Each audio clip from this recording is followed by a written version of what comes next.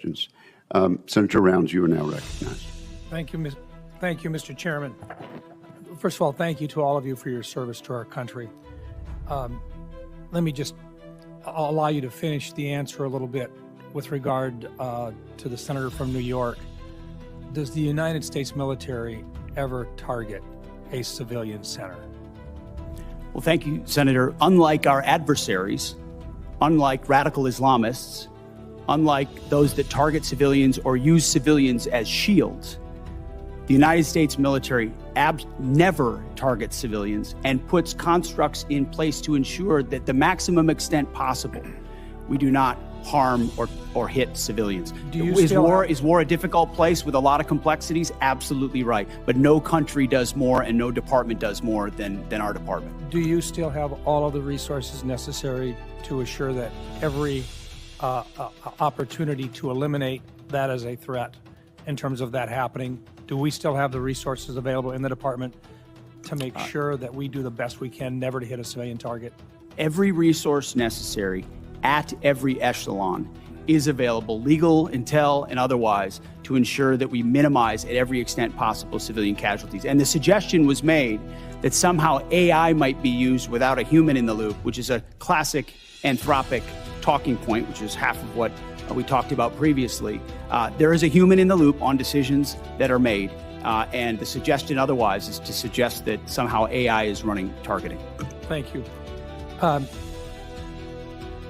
Right now, part of what we're also talking about is not just are we engaged right now in terms of trying to eliminate the threat from Iran in terms of being a nuclear-armed country, but we've also got staring with us as well the fact that we have an ongoing principal threat with regard to a pacing threat with China.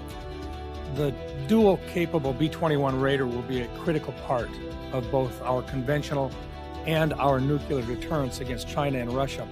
As you know, the Air Force's program of record includes plans to procure 100 B-21s, but many national security experts and leaders, including STRATCOM Commander Admiral Corral and INDOPACOM Commander Admiral Paparo, are calling for a greater number of B-21s. Admiral Paparo testified here last week that he would favor buying 200 B-21s. Secretary Hegseth and Chairman Kaine, could you speak to the progress and the importance of the B-21 program, and if you agree with the growing sentiment that the U.S. needs to revisit the B-21 program of record and assess the requirement for at least 200 B-21s to match the global threat? Would you speak just to exactly what that would mean and what the probability of that is? Thank you for the question, and I appreciate the fact that you're listening to and hearing from combatant commanders, because that's who we listen to as well, who are looking at the operational plans and what would be required to ensure we deter and, if necessary, defeat. Assets like the B-21 or the F-47 are critical to that. That's why we're funding them and increasing the funding, and where necessary would increase the allocation. And I think you see a budget that reflects the reality that we have to invest in more capabilities, to include the B-21, which is ahead of schedule, and we will be funding to the tune of $6 billion, and we believe will require a lot more, over 100 in the future. But I'll defer to the chairman.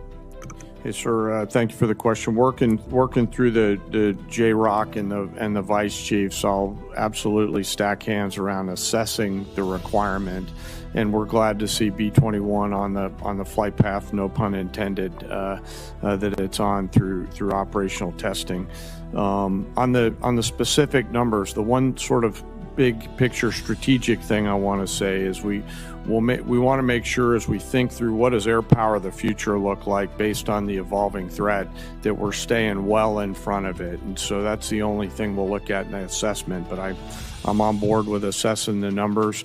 I want to make sure we're buying ahead of the technology development curve so that we give all those young warfighters out there the capabilities that we need well into the future. Is there any question at all that we're going to need more than 100 B-21s?